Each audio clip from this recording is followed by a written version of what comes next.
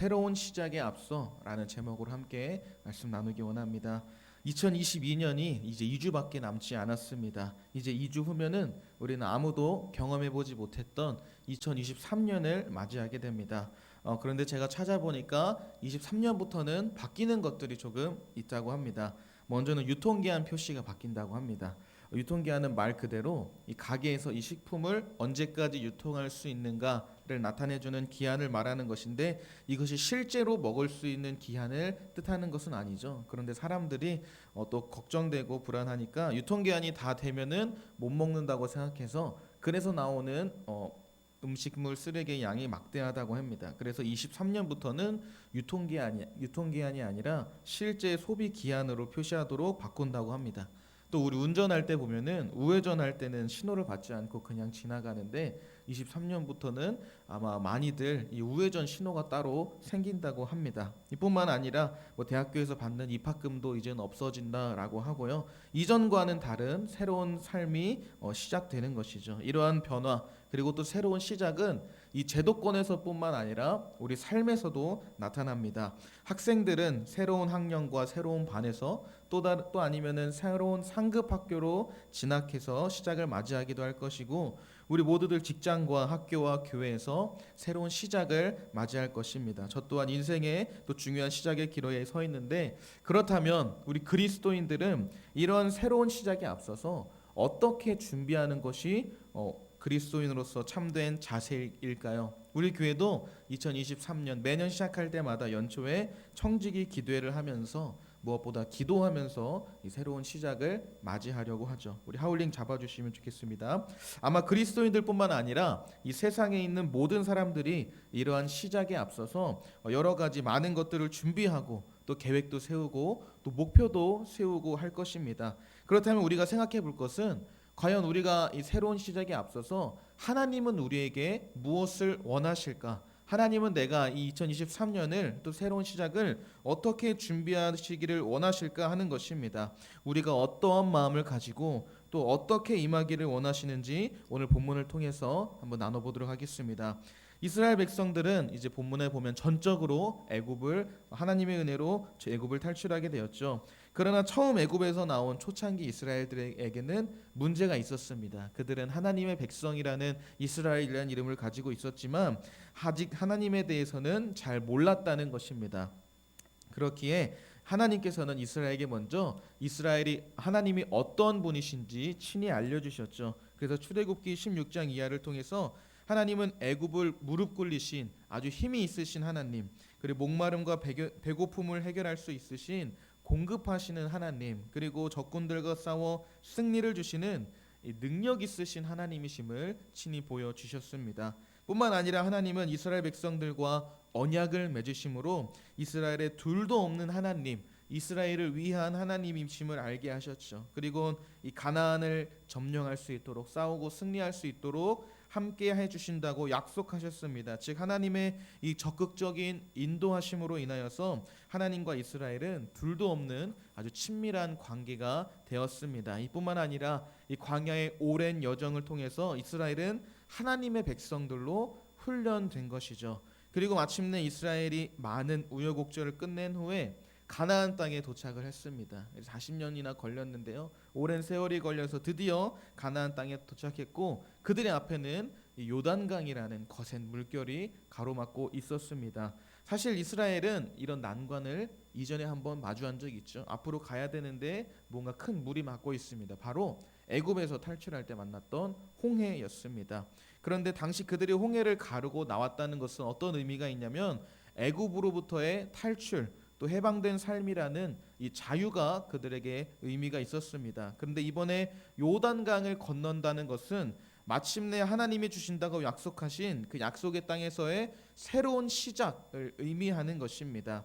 결국 하나님께서는 그 요단강을 가르시고 모든 이스라엘 백성들이 건너게 하셨습니다. 여러분, 우리가 한번 생각해 보면요, 약 40년 동안이나 광야를 헤매며 그 사막 한가운데서 헤매이고 방황하다가 그토록 바라게 하셨던 젖과 꿀이 흐르는 가나안 땅에 도착한 것입니다. 이것은 지난 40년의 혹독했던 광야 생활을 보상받는 정말 기쁘고 감격할 일이지만, 이제 이스라엘은 새로운 시작을 직면했을 뿐 그들 앞에는 큰 과제가 남아 있었습니다. 바로 하나님이 주신다고 약속하셨던 말씀을 믿고 가나안 족속과 싸워서 이겨서 그 땅을 쟁취해야 하는 것입니다.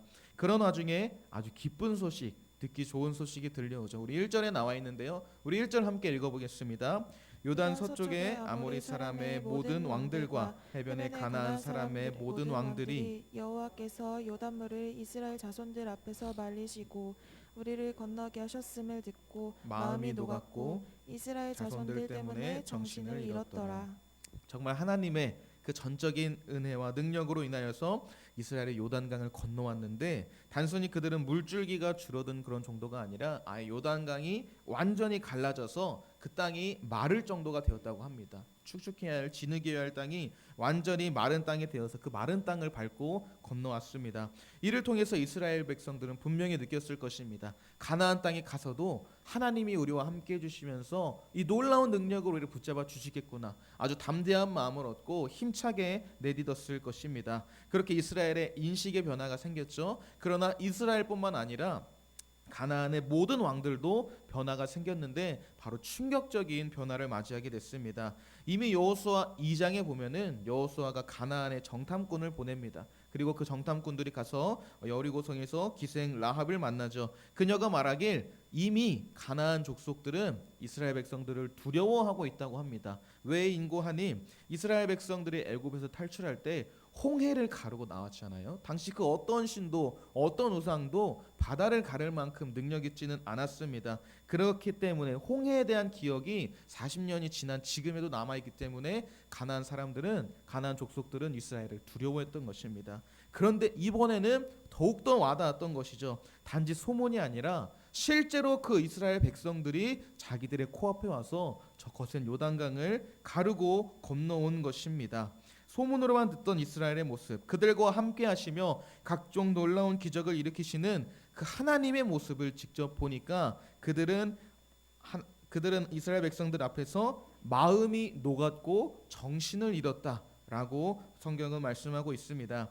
이 당시 그 가나안 땅은 젖과 꿀이 흐르는 아주 비옥한 땅이었고 문명이 발달하기에 좋은 땅이었습니다. 그렇다면 당연히 이 가나안 땅의 족속들은 많은 발전으로 인해서 강한 족속들이 분명합니다. 쉽지 않은 상대인 것이죠. 이스라엘 싸움이 사실 그렇게 쉬워 보이진 않습니다. 그런데 지금 가나안 땅 왕들이 어떠냐면은 정신을 못 차리고 있습니다. 이스라엘 백성들을 두려워하면서 벌벌 떨고 있다는 것이죠. 지금이 아니고서야 이스라엘이 가나안 땅을 공격하기 좋은 시기가 또 있을까요? 적들이 두려워할 때라면은 우리 적은 수로도 큰 병력을 이길 수 있는 법입니다. 그러나 하나님은 이 새로운 시작에 앞서서 가나안 땅을 점령해야 하는 중요한 과제를 앞두고 하나님께서는 명령을 하시는데 그 명령은 저들이 너희들을 두려워하면서 벌벌 떨고 걱정하고 있으니까 지금 가서 공격해라라는 그런 공격의 명령이 아니었습니다. 하나님의 명령은 다름 아닌 부싯돌로 칼을 만들어서 이스라엘 자손들에게 할례를 행해라 라고 말씀하고 있습니다. 여러분, 할례를 행하면 상처가 낫는 동안은 여러 날이 걸릴 수밖에 없습니다. 그리고 그동안은 이 적들의 공격에 무방비하게 당할 수밖에 없죠. 왜 그러는 것일까요? 하나님께서 지금 공격하면 딱 좋은 적기인데 왜 지금 공격이 아니라 이런 명령을 내리시는 것일까요? 새로운 시작에 앞서 하나님은 이스라엘에게 이스라엘 백성들이 잊지 말아야 할 것들에 대해서 알려주고 계십니다. 첫 번째로 우리가 발견할 수 있는 하나님이 원하시는 것은 바로 하나님과의 관계 회복이었습니다. 애굽에서 나온 이스라엘 제1세대, 애굽에서 나온 첫 사람들은 다 할례를 받은 사람들이었습니다. 아브라함의 자손들이기 때문에 애굽에 있어도 전통에 따라 할례를 받았던 것이죠. 하지만 광야에서 태어나고 자란 이스라엘 2세대는 할례를 받지 못했습니다. 그러면 우리가 생각해 볼 수가 있죠. 아무리 그 광야 중이라고 해도 이스라엘 백성들인데 왜 할례를 받지 않았을까요? 뭐 광야 여정 중이어서, 아니 뭐 사막도 많고 모래바람도 나니까 위생적이지 못해서 그랬을까요? 이에 대한 해답이자 또 할례를 명하시는 이유에 대해서 6절을 통해 우리에게 말씀해 주시고 계십니다. 우리 6절 말씀 함께 읽어봅시다. 이스라엘 자손들이 여호와의 음성을 청종하지 아니하므로 여호와께서 그들에게 대하여 맹세하사 그들의 조상에게 맹세하여 우리에게 주리라고 하신 땅 곧 겉과 굴이 그들이 보지 못하게 하리라 하시매 애굽에서 나온 족속 곧 군사들이 다 멸절하기까지 40년 동안을 광야에서 헤매었더니.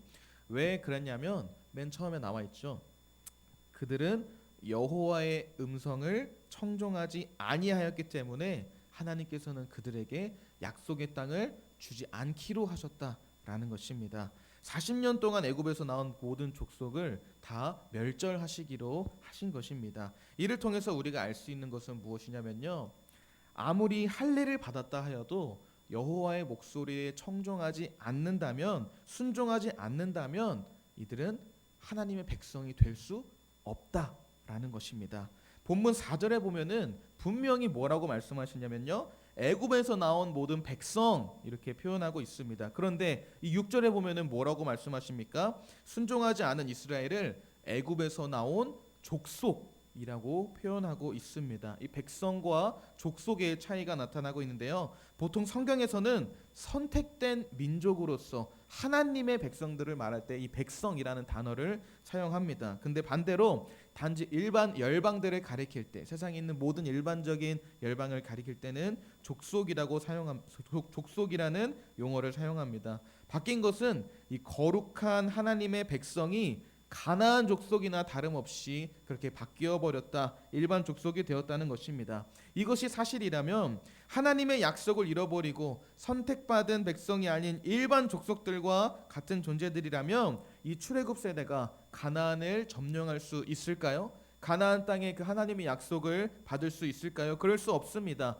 여호와의 명령을 지킬 때에만 비로소 하나님이 주시는 상급을 받을 자격이 있는 것입니다. 그래서 여호와께서는 출애굽 세대가 멸절하기까지 약 40년 동안이나 광야에서 방황하게 하시고, 이 기간에는 하나님의 백성임을 상징하는 참된 할례를 받고 싶어도 받을 수가 없었던 것입니다. 그렇다면 이제 와서 할례를 받는다는 것은 또 무슨 의미가 있을까요? 우리 8절에 보면 또 그 모든 백성에게 할례를 행하기를 마침에 백성이 진중 각 처소에 머물며 낫기를 기다릴 때라고 말씀하고 있습니다. 할례를 받은 이스라엘은 각 처소에서 이제 낫기를 기다리고 있었습니다. 근데 낫는다는 표현은 언제 쓰냐면 우리는 이제 병에 걸렸을 때, 회복될 때 낫는다라는 표현을 쓰죠. 그러나 여기서는 죽음에서 생명으로 회복된다라는 의미를 가지고 있습니다. 그렇다면 8절은 1차적으로 그들이 할례를 받았기 때문에 그 상처가 아물기를 기다리고 회복되기를 바랐다라는 의미지만, 깊은 의미에서는 죽음에서 생명으로 회복되는 것을 기다린다라는 뜻입니다. 결국 이 할례란 죽음에서 생명으로 회복되는 것입니다. 이것이 진정한 할례입니다. 할례는 결국 자기의 육적인 몸의 한 부분을 잘라냄으로써 자기 주장을 포기하는 것을 선언하는 것이죠. 즉 자기 주장을 포기하고 자기 중심성에서 헤어져 나온 사람이 진정한 의미에서 가나안 땅에 들어갈 수 있다라는 것입니다. 결국에는 이스라엘이 온 땅의 주를 섬기면서 가나안 땅에 산다는 것은 무엇을 의미하냐면, 하나님께서는 이렇게 자기 주장을 포기하고 자기 중심성을 내려놓고 하나님을 따르기로 맹세한 사람, 하나님께 순종하는 그러한 사람들에게만 이 가나안 땅이라는 이스라엘의 성공을 주시겠다라는 것입니다. 즉 할례란 결국 무엇입니까? 육체적인 변화가 아닙니다. 가나안 정복을 완수하기 위해 중요한 것은 육체적인 변화가 필요한 것이 아니었죠. 마음의 할례가 중요하다라는 것을 이미 구약에서부터 말씀하고 있습니다. 출애굽 세대 육체의 할례는 받았지만 이 가나안 땅을 받지 못했습니다. 그리고 그러한 자들은 이방인들과 하등 다를 바 없다는 것입니다. 중요한 것은 마음의 할례를 받아서 온전히 주님을 따르기로 하는 마음, 그 마음이 중요하다는 거죠. 그렇다면 사랑하는 여러분, 우리는 어떤지 한번 돌아보길 원합니다. 우리도 비슷한 의미에서 세례를 받고 있습니다. 그런데 이전에 나는 세례 받았다라는 이유로 과연 지금도 여전히 하나님께서 만족하실 만한 하나님의 상급을 받기에 합당한 하나님의 백성이다라고 할 수 있을까요? 만약 하나님의 계명에 순종하지 않아서 이방인과 다를 바 없는 족속으로 전락해 버렸음에도 불구하고 가나안 정복을 운운하고 있다면, 그보다 우스꽝스러운 일은 없을 것입니다. 이스라엘이 가나안에 들어가서 그곳을 정복해야 하는데 육체의 할례만 내세우며 내 욕심을 따라서 가나안과 전쟁하려고 한다면 결코 승리할 수 없을 것입니다. 그러나 그들이 마음의 할례를 받아서 자기 주장을 내려놓고 주님을 따라간다면 분명히 가나안에서 승리할 수 있고 그들을 정복할 수 있다는 것이죠. 마찬가지로 우리가 새로운 시작에 앞서 분명히 기억해야 하는 것, 꼭 잊지 말아야 하는 것은 그리스도인이라면 자기 주장과 자기 생각을 버려야 한다는 것입니다. 이것을 버리지 못하면 하나님이 주시는 승리를 쟁취할 수 없다라는 것을 알려주고 계십니다. 그러나 반대로 우리가 진정한 할례를 받아서 내 주장이 아니라 주님의 인도하심을 따라가고 다가올 2023년에는 내 욕심과 내 계획보다는 하나님이 인도하시는 대로 따라가길 원하며 순종하며 나아간다면 가나안을 정복할 수 있었던 것처럼 마찬가지로 우리가 준비하는 모든 삶 속에서 승리할 수 있을 것입니다. 사랑하는 여러분, 결국 중요한 것은 마음의 할례입니다. 하나님과의 확실한 관계, 나의 주장을 포기하고 하나님을 붙잡는 주종적인 관계입니다. 나는 하나님을 주장을 따를 것이며 나 중심적인 생각이 아닌 하나님을 따르겠습니다라는 그러한 순종의 마음이 새로운 시작에 앞서 무엇보다 우리에게 있어야 하는 줄 믿습니다. 이 사실을 기억하며 무엇보다 마음의 할례를 받아 주님을 온전히 따라가는 자들, 주님과의 관계를 온전히 회복하는 우리가 되기를 주님의 이름으로 축복합니다. 결국 그렇게 하나님의 뜻을 알았습니다. 이스라엘 족속이 아니라 이스라엘 백성이 되기 위해 하나님과의 관계를 회복하기 위해 할례를 받아야 한다는 필요성, 할례를 받아야 하긴 하구나 하는 것을 분명히 알기는 했습니다. 근데 이제 중요한 건 또 현실을 봐야죠. 만약에 지금 할례를 받았다가 모든 성인 남성들이 한 일주일 동안 딱 묶여 있는데 이때 오히려 가나안 백성들이 공격하여 와서 우리가 당한다면, 된통 당한다면 제대로 싸워보지도 못하고 이스라엘 멸망할 것 아닙니까? 제대로 꽃을 피워보지도 못하고 이스라엘은 멸망하게 되겠죠. 충분히 이 하나님의 명령 망설일 수도 있습니다. 또 한번 생각해 볼 수도 있습니다. 지금 하는 게 좋은지 아니면은 좀 시간을 두고 또 때를 맞춰서 그때 하면 좋을지 고민해 볼 수도 있죠. 그러나 여호수아는 고민도 없이 즉시로 하나님의 명령에 순종하고 있습니다. 우리 새로운 시작에 앞서서 우리가 꼭 기억해야 할 것은 두 번째는 하나님이 책임져 주실 거라는 믿음, 그 믿음을 가져야 한다는 것입니다. 실제로 지금 할례를 받는 것은 사실 그 어떠한 책략과도 반대할 만한 것이죠. 그러나 이것이 하나님의 명령이라면 어떤 사람의 의견이 아니라 하나님이 이렇게 명령하신다면 우리는 적어도 생각해 보아야 합니다. 지금까지 하나님은 어떤 분이셨는지 단 한순간도 하나님의 말씀을 따랐다가 무너진 적은 없습니다. 하나님의 명령대로 했다가 승리를 쟁취하지 못한 적은 없습니다. 여호수아는 광야 40년 동안 이런 하나님을 매 순간 경험했던 사람입니다. 그렇게 하나님을 오랜 시간 경험했던 여호수아, 그럼에도 불구하고 모세가 죽자 불안하며 걱정했죠. 그런 여호수아에게 하나님이 찾아오셔서 뭐라고 말씀하셨나요? 우리 여호수아 1장 9절 우리가 좋아하는 말씀인데 함께 읽어봅시다. 내가 내게 명령한 것이 아니냐 강하고 담대하라 두려워하지 말며 놀라지 말라. 내가 어디로 가든지 내 하나님 여호와가 너와 함께 하느니라. 아멘. 여호수아는 이 하나님을 믿었던 것입니다. 너와 함께할 것이다. 두려워하지 말라. 너와 함께할 것이다. 이 하나님을 믿었습니다. 어떤 순간에도 하나님은 나의 삶을 책임져 주셨고 또 나의 모든 일들을 다 하나님께서 이루어 가심을 믿고 책임져 주실 것을 믿었던 것입니다. 사실 여호수아에게 있어서 이 명령 또 순종하기 어려운 이유가 모세가 죽고 나서 자신이 이제 이스라엘의 총 책임자가 되고 지도자가 되었어요. 그리고 이 여호수아의 최종적인 목적은 가나안 정복 전쟁에서 승리하게 하는 것입니다. 그런데 이 시작하지도 않고 멸망할 수도 있는, 무너질 수도 있는 그런 위기인 상황입니다. 그런 상황 속에서 인간적으로 도저히 납득이 되지도 않고 이해도 되지 않는 명령을 받았지만 그래도 여호수아는 하나님을 믿었기 때문에 망설이지 않고 바로 순종했습니다. 제가 이 본문을 준비하면서 과연 그렇다면 나는 순종했던 나의 모습을 돌아봤을 때 순종을 하긴 했는데 가장 어려웠던 순종이 있다면 뭐였을까? 특히 사역하면서 우리 여러분들과 함께 나눌 수 있는 것 중에 내가 순종하기 가장 어려웠던 것, 힘든 게 뭐였을까 한번 생각을 해봤는데 망설여지지도 않고 새벽 예배가 떠오르더라고요. 전 또 잠이 많은 편이어가지고 막 매일 잠이 많은 편인데도 매일 새벽 4시에 일어나가지고 나와서 막 기도하러 나온다는 게 사실은 정말로 쉽지 않은 일이었습니다. 그래서 때론 하나님께 묻기도 물었죠. 하나님, 예수님 왜 성경에 왜 하필 새벽에 기도하셨나요? 저녁에 기도했으면 더 좋았을 텐데 라는 생각도 들고 또 뭐 여러 가지 알아봐도 막 잠이 또 보약이라고 하잖아요. 잠도 잘 자고 또 길게 푹 자야 잘 회복되어서 더 힘차게 할 텐데 주님 제가 새벽 예배 가서 잠 많이 못 자면 피곤해서 어떡합니까? 그리고 그렇다고 새벽 예배 가서 맨날 뜨겁게 막 기도하기도 좀 어려운 것 같아요. 막 가면은 피곤해가지고 잘 하지 못할 때도 있죠. 그런데도 불구하고 계속 새벽 예배를 해야 된다라는 그런 명령을 주시면서 그런 마음을 받을 때 개인적으로 저는 연약하고 부족했기 때문에 순종하기가 어려웠습니다.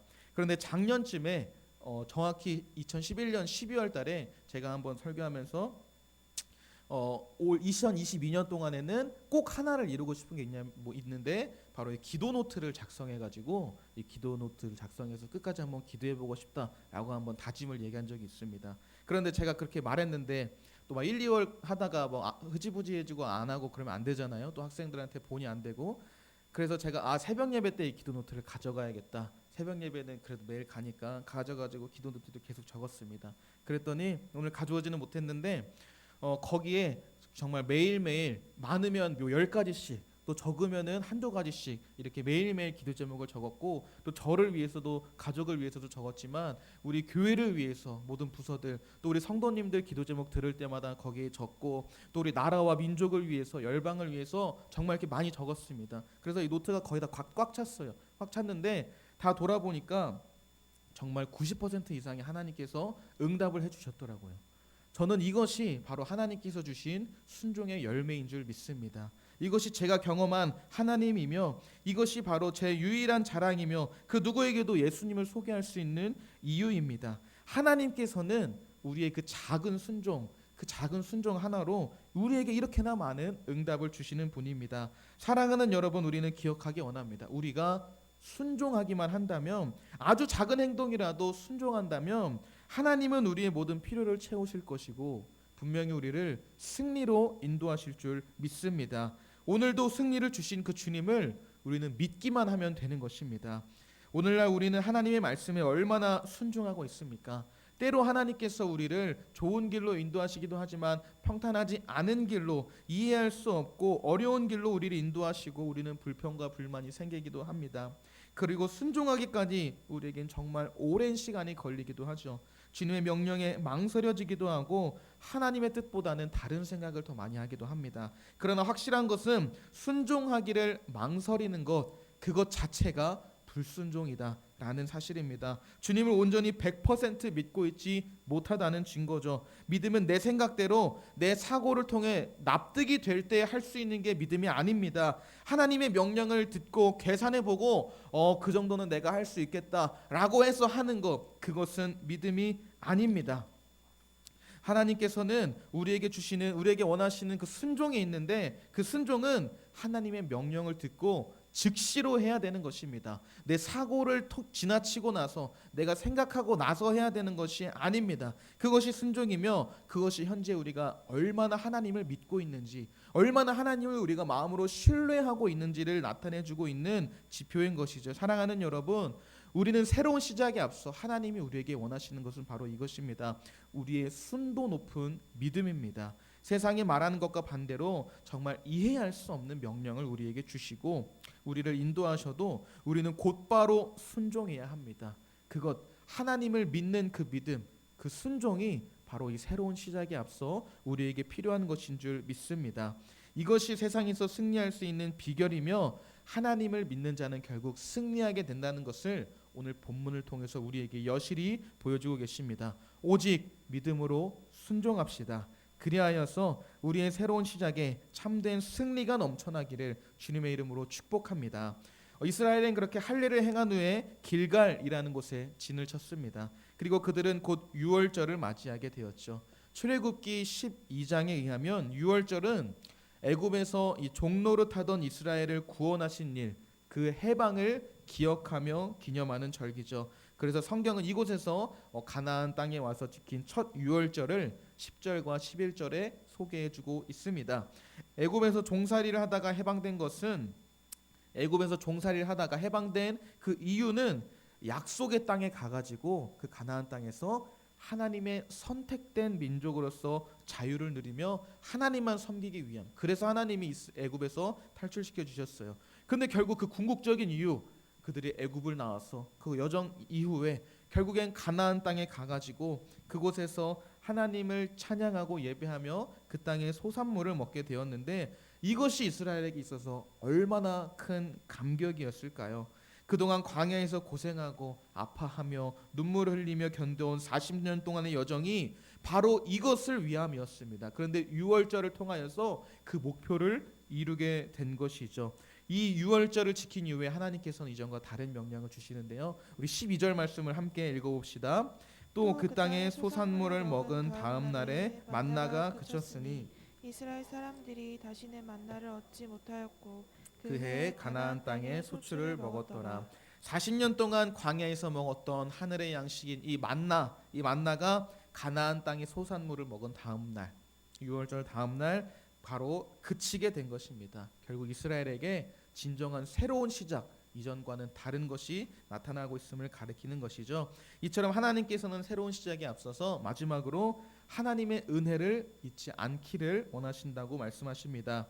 특히 우리가 읽은 12절에 보면은 이 만나라는 단어가 두 번이나 반복되어 나타나고 있습니다. 이렇게 강조가 되는 이유는 만나는 이제 비록 그쳐서 내리진 않습니다. 더 이상 나타나진 않지만 이스라엘이 가나안 땅의 소출을 먹는다고 하여도, 그들이 일해서 그것을 먹는다고 하여도 하나님이 이 만나를 주셨던 것, 그들이 만나 공동체였다는 것을 잊어버려서는 안 된다라는 것을 기억하기 위함이었습니다. 만나는 하늘에서 내리는 양식이고, 만나는 무엇을 의미했냐면 하나님이 그들에게 모든 것을 다 책임져 주시고 공급해 주신다, 그들을 배굶지 않게 하시고 모든 것을 채워주신다라는 상징적인 것입니다. 그렇기 때문에 이제 하나님의 공급하심을 믿고 먹을 만큼만 거두면 공평과 정의, 긍휼과 사랑이 넘치는 공동체를 만들 수 있다는 것이 바로 만나 공동체의 일입니다. 즉 이제 가나안 땅에 들어가 가지고 이 이스라엘 백성들은 가나안 땅에서 정말 맛있는 것도 먹고 막 정말 좋은 곡물들과 또 많은 양과 돼지는 안 먹었죠. 많은 그 가축들을 잡아 가지고 정말 호화로운 식사를 하면서 지낼 수 있습니다. 그러나 그들이 기억해야 되는 것, 40년 동안 만나를 받아서 먹으면서 이 힘들지만 이 광야 생활이지만 하나님이 주시는 은혜 아래 서로가 서로를 보듬어주고 사랑하며 서로를 챙겨주며 욕심 부리지 않았던 그것을 기억하면서 살아야 한다라는 것입니다. 사랑하는 여러분, 우리는 새로운 시작에 앞서서 마치 이 용두사미가 되지 않기를 원합니다. 처음에는 정말 주님을 따라가면서 주님께 내 목숨을 바치고 주님이 원하신다면 버선발로 뛰어나가서 충성을 하겠다, 사랑해 주겠다라고 하지만 끝이 다가올수록 이 뱀의 꼬리처럼 다 사라지고 없어진, 언제 그랬냐는 듯 다 타다 남아버린 막대기가 되지 않기를 원합니다. 그러지 않기 위하여 우린 늘 기억합시다. 이 유월절을 단 한 번 드리고 마는 것이 아니라 계속해서 절기마다 드렸던 것처럼 우리는 모든 예배마다, 기도할 때마다, 주님을 생각할 때마다 항상 기억하기 원합니다. 우리에게도 주님이 은혜를 베풀어 주셨음을, 우리를 포기하지 않으시고 우리를 인도하셨고 분명히 힘을 주셨음을, 2022년을 되돌아볼 때 하나님의 은혜가 있었기 때문에 이렇게 우리가 살아왔음을 기억하면서 2023년을 맞이해야 한다라는 것입니다. 주님이 우리를 인도하셨고 힘 주셨음을, 그 아들 예수 그리스도를 보내시면서까지 우리를 사랑해 주셨던 것, 그것을 기억하면서 우리에게 그것을 기억하며 나아갈 때 그 어디에도 없는 승리를 주실 줄 믿습니다. 말씀을 맺겠습니다. 이제 이스라엘은 요단강도 건넜고 새로운 시작에 앞서 믿음으로 순종하며 할례까지 행했습니다. 또 유월절을 지키면서 이제 하나님의 백성으로 다시 재성결케 되었죠. 우리가 맨 마지막 날에 송구영 신예배를 드리는데 그 이유가 무엇입니까? 다양한 이유가 있지만 새해 첫 시작을 하나님과 함께하기 위함도 있죠. 새로운 시작에 앞서 하나님만 섬기며 하나님 중심된 삶을 살아가리라는 다짐을 하며 기도하는 것입니다. 또한 하나님께서 우리에게 베풀어 주셨던 은혜에 감사하며 송구영신 예배를 드리죠. 사랑하는 여러분, 단지 우리가 겉으로 보여지는 예배를 드리는 것이 아닌 우리의 진실된 마음과 신뢰와 믿음과 순종을 온전히 주님께 드리는 자들이 되기를 원합니다.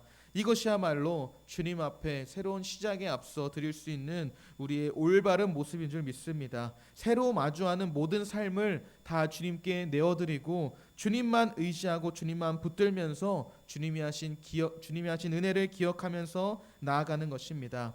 나 혼자 해내겠다는 많은 욕심과 계획에 세상에 있는 사람들의 유행을 따라서 이리저리 우리가 흔들릴지도 모릅니다. 그럼에도 불구하고 우리는 주님을 바라보며 주님을 따라갑시다.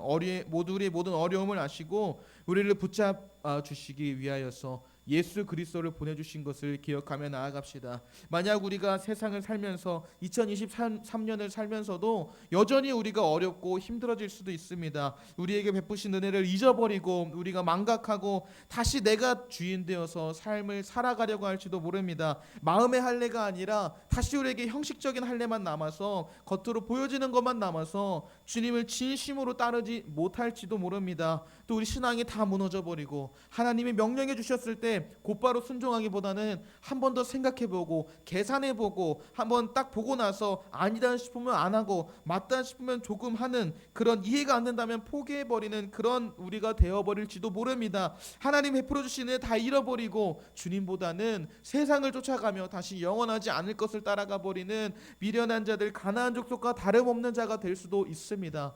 우리가 다짐했던 것과는 완전 다른 삶을 살아갈 수도 있죠. 그러나 중요한 것은 그런 존재가 되어버려도 주님께서는 우리를 사랑하시며 우리를 붙잡아 주신다는 사실입니다. 그 모든 것을 잊어버려도 이 사실, 예수님은 우리를 포기하지 않는다, 이 사실을 기억하는 우리가 되기를 축복합니다. 이스라엘이 요단을 건너와서 가나안을 공격하기 딱 좋은 이 시기에 공격하지 않고 하나님의 명령을 따라서 할례를 받고 유월절을 지켰죠. 그랬더니 어떻게 되었냐면 13절부터 15절에 보면 여호와의 군대 대장이 여호수아를 찾아왔습니다.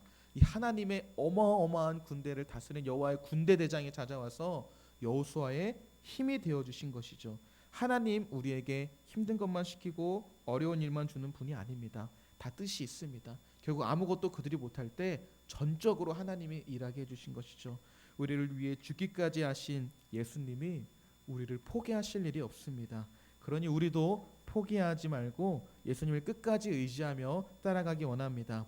예수님이 우리를 구원하기 위해 오신 이 성탄의 계절에 더욱더 우리의 소망이 되시며 따뜻하게 하시는 주님을 붙들고 나아갈 때 새로운 시작에 앞서 참된 승리를 맛볼 수 있는 우리가 되기를 주님의 이름으로 축복합니다. 우리 시간 함께 찬양하며 나아가겠습니다. 아침 안